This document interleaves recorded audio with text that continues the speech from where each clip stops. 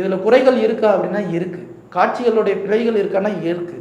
ஆனால் இந்த குறைகளையும் பிழைகளையும் நம்ம சொல்லி இதை வந்து ஒரு ரிவ்யூவர் பாயிண்ட் ஆஃப் வியூவில் நம்ம சொல்ல விரும்பலை. ஏன்னா இது சொல்ல வர கருத்தை எவ்வளோக்கெவ்வளோ நேர்த்தியாக எவ்வளோக்கெவ்வளோ நியாயமாக சொல்லணும்னு முயற்சி பண்ணியிருக்காங்களோ அந்த முயற்சிக்கு நம்ம வந்து பாராட்டுகள் கொடுக்க வேண்டிய அவசியம் இருக்குது.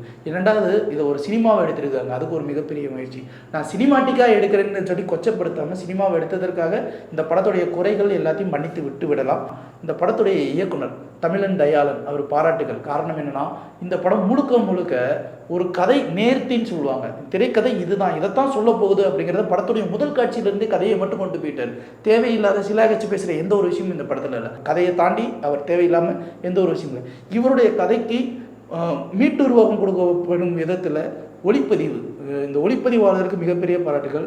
கொடைக்கானல் மலையும் அந்த மலை கிராமத்தையும் எவ்வளோக்கு எவ்வளோ அழகுப்படுத்தணும், எவ்வளோக்கு எவ்வளோ காட்சிப்படுத்தணும், எவ்வளோக்கு எவ்வளோ தத்ரூபமாக இருக்கணும் அப்படிங்கிற அந்த ஒரு விஷயத்தை, லைட்டிங் எஃபெக்ட் எவ்வளோக்கு எவ்வளோ நேச்சுரலாக இருக்கணும் அப்படிங்கிற அளவுக்கு ஒன்று பண்ணியிருக்காரு.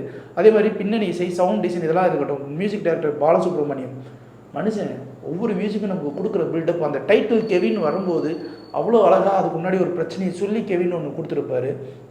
இந்த மாதிரி இதில் சிலாகிச்சு பேசுகிற நிறைய விஷயங்கள் இருக்கும். நடிகர்கள், ஆதவன் அவர் புதுமுக நடிகர் தான், ஆனால் அவருடைய நடிப்பில் நம்ம ஒரு வீரியம் இருக்கும், ஒரு ஹீரோயிசம் அந்த படத்தில் வர மாதிரி நமக்கு தோணும். ஆனால் அந்த இடத்துல கூட ஒரு யதார்த்தத்தை காமிச்சிட்டு இந்த இயக்குனர் அதை கடந்து போயிருப்பார், ஹீரோயிசம் ஆயிடக்கூடாதுங்கிறது. ஸோ அது ரொம்ப ஒரு பாராட்டத்தக்க ஒரு விஷயம். ஷீலா ராஜ்குமார் எப்போவுமே ஒரு 50 ரூபா 500 ரூபாய்க்கு நடிக்கக்கூடிய நடிகை. இந்த படத்தில் வந்து அவங்களுடைய நடிப்பை கம்மி பண்ணி எந்த அளவுக்கு வேணுமோ அப்படி பண்ணி வச்சுருக்காங்க. ஸோ இப்படி ஒவ்வொரு கதை மாந்தர்களும் எந்த அளவுக்கு உணர்ச்சியோடு இருப்பாங்க, எந்த அளவுக்கு உணர்ச்சிகள் குறைந்து இருப்பாங்க அப்படிங்கிற விஷயத்தை அழகாக பண்ணியிருப்பாங்க. நம்ம ஜாக்லினை ஆங்கராக பார்த்துருப்போம், அதே மாதிரி பிக் பாஸில் பார்த்துருப்போம். இதில் ஒரு ஜாக்லின் ஒரு கேரக்டர் ஒன்று பண்ணியிருப்பாங்க. கோலமாவு கோயிலால் பண்ணதை விட இதில் பண்ணியிருக்க அந்த கேரக்டர் ரொம்ப மெச்சூர்டாக இருந்தது. உண்மையிலே அதுவும் கொஞ்சம் பாராட்டக்கூடிய ஒரு விஷயம். ஸோ இது மாதிரி இதில் பல நல்ல விஷயங்கள் இருக்குது. இந்த நல்ல விஷயங்கள்லாம் நம்ம நல்லா பார்க்கல அப்படின்னா, நிஜமாக சொல்கிறேன், நம்ம ஒரு நல்ல படத்தை மிஸ் பண்ணிட்டோம் அப்படிங்கிற ஒரு ஃபீல் இந்த படங்கள் எல்லாமே கொடுக்கும். அதனால் தயவுசெய்து இந்த படத்தை நீங்கள் பாருங்கள். இது செல்ஃப் ப்ரொமோஷன்லாம் கிடையாது, ஒரு நல்ல படத்தை பார்க்க வேண்டிய ஒரு முக்கியமான ஒரு அடிப்படை விஷயம்.